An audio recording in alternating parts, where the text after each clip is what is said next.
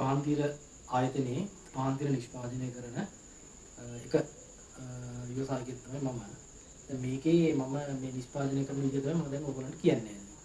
මේකේ මේ විදිහට මේ අදින පාන්තිරයේ මේ විදිහට හදා ගන්න ඕනේ. ඇදලා ඔයාලා සාමාන්‍ය විදිහට දන්නවා ඇති මේ විදිහට කරන විදිහ. ඊට පස්සේ මේකේ මුල මේ විදිහට එක සමාන ගානකට තියෙනවා. ඊට පස්සේ මේක 100 බණ්ඩලයක් අරගෙන 100ක් මේ විදිහට හදාගෙන මේක හොඳට මෙම්ම හොල්ලලා ඉවරලා මේකේ සම්පූර්ණ තියෙන අර පැටලුම් සහිත ස්වරූපේ යවා ගන්න.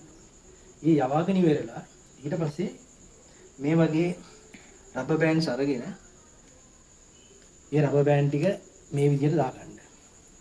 මේ විදිහට දාගන්න. ඊට පස්සේ මේක දිගටම මේ තියෙන ප්‍රමාණයටම මේ විදිහට දාගන්න. මේකක් යනකොට අනිත් එක මෙහෙම කරලා පල්ලෙහාට දාගන්න. ආයි මේකත් මෙහෙම පල්ලෙහාට දාගන්න. මේ විදිහට මේ සම්පූර්ණ අවිස්සට යනකම් මේ රබර් බෑන්ඩ් මේ විදිහට දාගන්න ඕනේ. දැන් මම මේක ඔයගලන්ට මේ විශේෂයෙන් කියලා දෙන්නේ මොකද මේ සොසයිටි පහන්තිර ආයතනයේ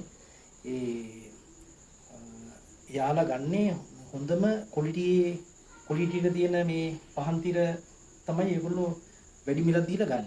ඉතින් ඒ හින්දා ඔයාලට මම මේක කියන්න හදන්නේ මේක කොහොමද මේ වගේ හොඳ තත්ත්වයේ මේ පහන්තිර නිෂ්පාදනය කරගන්නේ කොහොමද කියන්නේ. ඒතර ඔයගලන්ට ඒ සොසයිටි ආයතනයෙන් වැඩිපුර මිලක් තමන්ගේ පහන්තිර වලට ගන්න පුළුවන්. ඉතින් මම දැනට ඔයගලන්ට මේක මේ නිෂ්පාදනය කරන විදිය කියලා දෙන්නයි මේක හදන්නේ. දැන් මේ විදිහට මේ රබර් බෑන්ඩ් මේ පල්ලෙහාට යනකම් දාගන්න ඕනේ. දැන් මම මේක නවත්තනවා මෙතනින් ඔයගලන්ට කියලා දෙන්නේ ඉතුරු හරිය. ඊට පස්සේ මේක අපි මෙන්න මේ විදිහට මේසයක් උඩට හරි තමන්ට පුළුවන් තැනක මේ විදිහට තියාගන්න.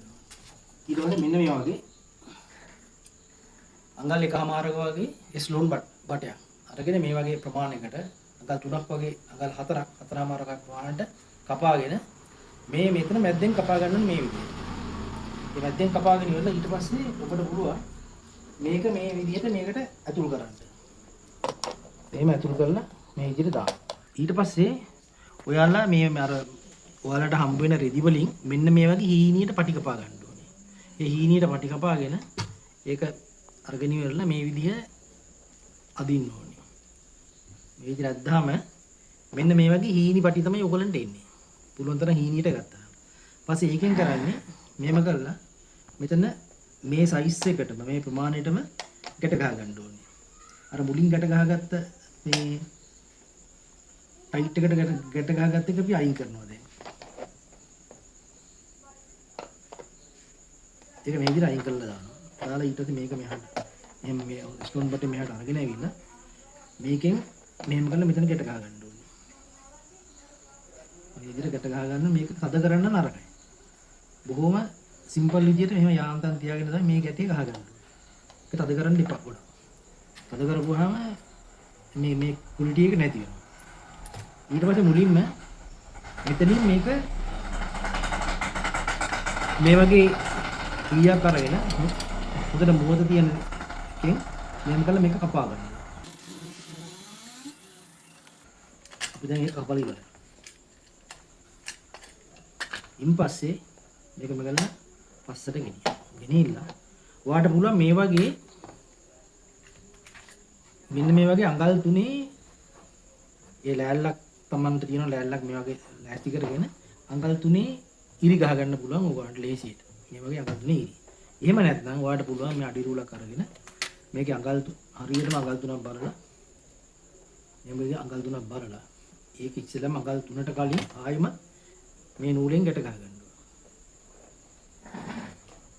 අඟල් 3ට කලින් මේ විදිහට ගැට ගහගෙන ඒකත් බොහොම සාමාන්‍ය තදම කරන්නේ නැහැ.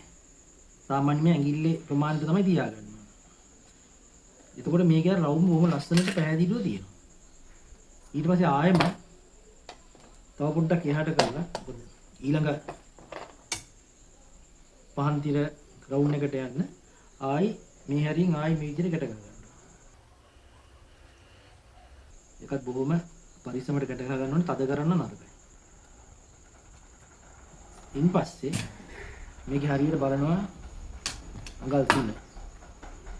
අඟල් 3ට අරගෙන ඊට පස්සේ මෙහෙම තද කරගෙන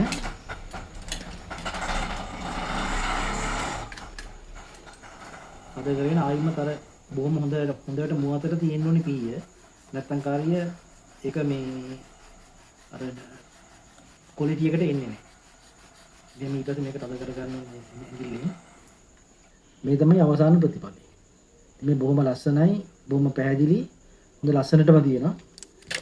ඉතින් මේකට හොඳ මිලක් ගෙවනවා සුසාදී ආයතනයෙන් හොඳ මිලක් ගෙවනවා.